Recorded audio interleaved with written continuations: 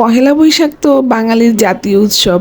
আর এই পহেলা বৈশাখে পান্তা ইলিশ হবে না তা কি করে হয়? পহেলা বৈশাখে কি কি করলাম সবকিছু নিয়েই থাকছে আজকের ভিডিওটি। হ্যালো এভরিওয়ান, আসসালামু আলাইকুম। আমি নাহার নিপা আর একটি নতুন ব্লগ ভিডিও নিয়ে চলে আসলাম। সবাই কেমন আছেন? আমি তো আলহামদুলিল্লাহ অনেক ভালো আছি। সবাইকে নববর্ষের শুভেচ্ছা। শুভ নববর্ষ 1432। তো নববর্ষটা শুরুই হয়েছে আমার চা বানানো দিয়ে। সকালবেলা উঠেই চা বানিয়েছিলাম আর সকালের নাস্তাটাও বানিয়ে নিয়েছিলাম। আমার শুধু নববর্ষ কেন, সব সময় আমার চা বানাতে হয়, যেহেতু আপনাদের ভাইয়া একজন চা লাভার। আমার প্রতিদিন সকাল সন্ধ্যা দুবেলা করে চা বানাতেই হবে। তো এই তো সকালবেলা উঠেই চাটা বানিয়ে নিচ্ছিলাম, তারপর পরোটা ভেজে নিচ্ছিলাম, যেহেতু পরোটা বানানোই ছিল, ফ্রিজে ফ্রোজেন করা ছিল। আর সেই পরোটাটাও আমি সেঁকে নিচ্ছিলাম। তো পরোটা সেঁকে রেখে দিয়েছিলাম। তারপর আবার দুপুরের রান্নার আয়োজন আছে, তো তাড়াতাড়ি করে আমি করে নিলাম। তো আপনাদের ভাইয়া তো এর মধ্যে ঘুম থেকে উঠে গিয়েছে, পরে আমি ওকে নাস্তাটাও দিয়ে দিলাম, চা দিয়ে দিলাম। তো এরপর শুরু করে দিয়েছিলাম আমি একেবারে দুপুরের জন্য আয়োজন। তো দুপুরের জন্য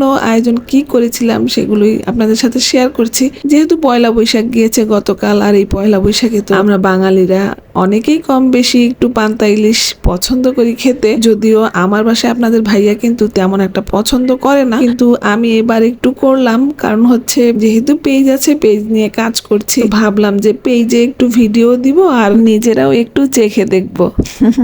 জাস্ট জোকিং।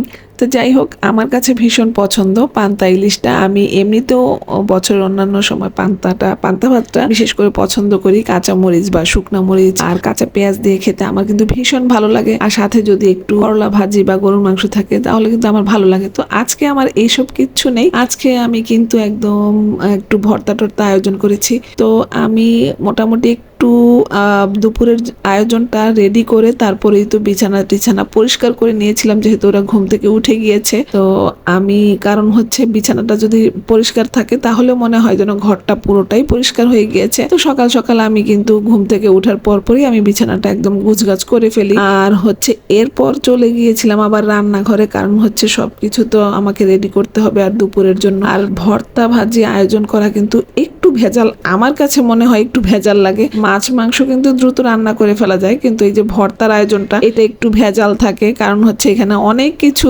রেডি করা লাগে।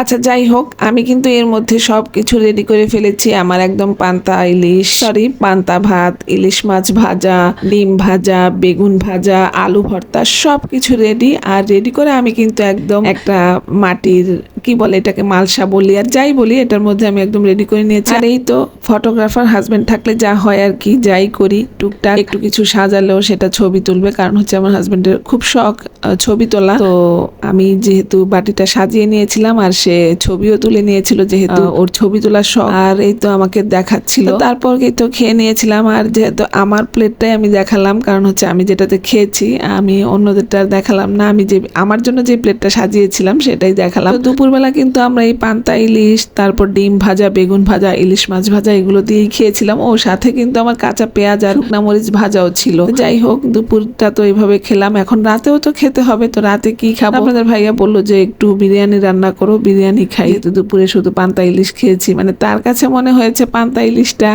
খুবই নর্মাল খাবার। হ্যাঁ নর্মাল খাবার, কিন্তু আমার কাছে কিন্তু অসাধারণ খাবার, আমার কাছে ভীষণ ভালো লাগে। তো যাই হোক, এই তো রাতে আবার সবার জন্য একটু বিরিয়ানি রান্না করে নিয়েছিলাম। আর আমি কিন্তু এখানে 2.5 কাপ চালের বিরিয়ানি রান্না করেছি, যেহেতু আমার বাসায় আমরা মাত্র 4 জন। তো আমি কাপ দিয়ে 2.5 কাপ চালের বিরিয়ানি রান্না করেছিলাম। আর মুরগি পুরোটা নেইনি, অল্প একটু মুরগি দিয়ে রান্না করেছি। আর আমার বাসায় বিরিয়ানিটা তেমন একটা পছন্দ না, ওদের পোলাও রোস্ট এভাবেই পছন্দ। তো আমি ওই ভেজালে যেতে চাইনি, যেহেতু রাতের বেলায় খাবো, তো ভাবলাম যে একটু বিরিয়ানি রান্না করে ফেলি। যে আর আপনাদের ভাইয়াও বলেছে। তো আমার বিরিয়ানি কিন্তু রান্না শেষ হয়ে গিয়েছে, আপনারা তো দেখতেই পাচ্ছেন। আর বিরিয়ানির রেসিপিটা আমি তেমন ভাবে দিতেও চাই না, আপনারা তো দেখেই নিয়েছেন ভিডিওতে। তারপরেও একটা টিপস দিয়ে দিচ্ছি, আমি কিন্তু বিরিয়ানি রান্নার শেষে একদম বাদাম বাটা আর কিশমিশ বাটা দিয়েছি। কিশমিশটা আস্ত দেওয়ার চেয়ে এভাবে বেটে যদি দেন তাহলে কিন্তু বিরিয়ানি রান্না খাওয়ার সময় খুব ভালো লাগে, খুব মজা হয়। আমি একজন রেসিপিতে দেখেছিলাম, আমি সেভাবেই রান্না করলাম। আর এই তো রান্না শেষে ছেলেকে রাতের বেলা খাবারটা বেড়ে দিচ্ছিলাম। আর এইভাবেই আমাদের পয়লা বৈশাখটা শেষ হলো। তো আপনাদের পয়লা বৈশাখটা কেমন কেটেছে অবশ্যই কমেন্ট করে জানাবেন।